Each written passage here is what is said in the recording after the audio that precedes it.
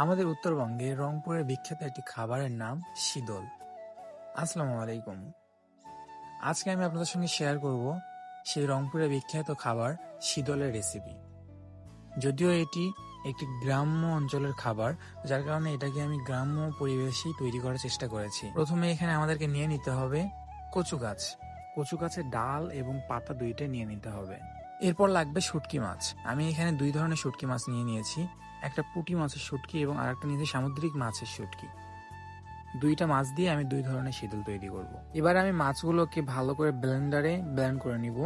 তো এখানে যদিও গ্রাম্য অঞ্চলে ঢেকিতেই মাছগুলোকে গুঁড়ো করে নেওয়া হয়, কিন্তু আসলে আমি ব্লেন্ডারে করে নিয়েছিলাম। ব্লেন্ডারে যখন এমন সুন্দরভাবে গুঁড়া হয়ে যাবে তখন বুঝতে পারবেন যে এটা আপনার শীতলের জন্য একদম পারফেক্টভাবে রেডি হয়ে গিয়েছে। এবার আমি ব্লেন্ডারের ভিতরে গরম মশলা এবং ধনিয়া দিয়ে দিব এবং সেগুলো সুন্দরভাবে ব্লেন্ড করে নিব। এবার চলে যাব আসল শীতলের কাজে।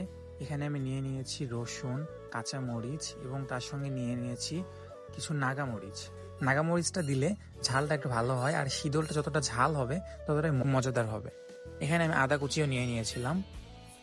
এবার চলে এলো ঢেকির পার্ট। ঢেকিতে নিয়ে গিয়ে কচুর ডাল এবং পাতাগুলোকে সুন্দরভাবে পিষে নিতে হবে। এই কাজটা করার সময় অবশ্যই কিন্তু আপনারা হাতে হ্যান্ড গ্লাভস পরে নেবেন, তা নয়তো হাত কিন্তু অনেক চুলকাবে। আমার নানি একজন স্ট্রং ওমেন, যার কারণে ওনার হ্যান্ড গ্লাভস লাগেনি, উনি হাত দিয়ে করে ফেলেছেন। পরে অবশ্য অনেকটা চুলকাচুলকি করতে হয়েছে। এবারে কচু বাটার সঙ্গে দিয়ে দেওয়া হচ্ছে ওই রসুন, মরিচ, নাগামরিচ সমস্ত কিছু একসঙ্গে কচু বাটার সঙ্গে দিয়ে দেওয়া হচ্ছে এবং এটাকে কিছুক্ষণ মিক্স করে বাটতে হবে। তো ফাইনালি দেখতে পাচ্ছেন আমার কচু বাটাটা সুন্দরভাবে হয়ে গিয়েছে। এখন আমি এটার মধ্যে একে একে মিক্স করব হলুদের গুঁড়া, তারপর দিয়ে দিব গুঁড়া মরিচ, লবণ দিয়ে এবং তারপর সরিষার তেল একটু মেখে নিব এবং তারপর শুটকির গুঁড়োগুলো দিয়ে ভালোভাবে মেখে নিব।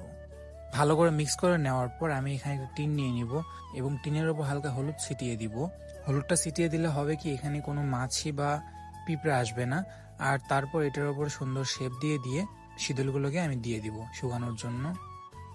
এবার সামুদ্রিক স্যালমন ফিশের যেই গুঁড়োটা করেছিলাম সেটা দিয়ে বাকি অর্ধেক কচুটা আমি মেখে নিব এবং তারপর এটা দিয়েও শেপ দিয়ে দিয়ে শীতলগুলোকে শুকানোর জন্য দিয়ে দিব। শীতলগুলো শেপ দিয়ে দেওয়ার পর উপর থেকে আবার হলুদ ছিটিয়ে দেওয়া হচ্ছে, কারণ এখানে যেন মাছি না বসে। এখন অনেকেই বলতে পারেন যে এটা টিনের উপরেই দিতে হবে কিনা। এটা টিনের উপর দিলে ভালো হয়, কারণ টিনের উপর দিলে রোদের তাপে টিনটা যত দ্রুত গরম হবে তত তাড়াতাড়ি আপনার শীতলগুলো শুকিয়ে যাবে। শীতল বা বড়ি যেটাই বলেন, এগুলো সবসময় টিনের উপর দিলে দ্রুত শুকিয়ে যায়, কারণ টিনটা গরম হয় এবং সেই তাপেও নিচের দিক থেকে শুকাতে থাকে এবং উপর দিক থেকে রোদের তাপে শুকাতে থাকে। এখন এই শীতলগুলোকে 2 থেকে 3 দিন ভালো রোদে শুকিয়ে নিলে তৈরি হয়ে যাবে আপনার শীতল। কোনো একদিন এটা রেসিপি শেয়ার করবো ইনশাআল্লাহ। আল্লাহ হাফেজ।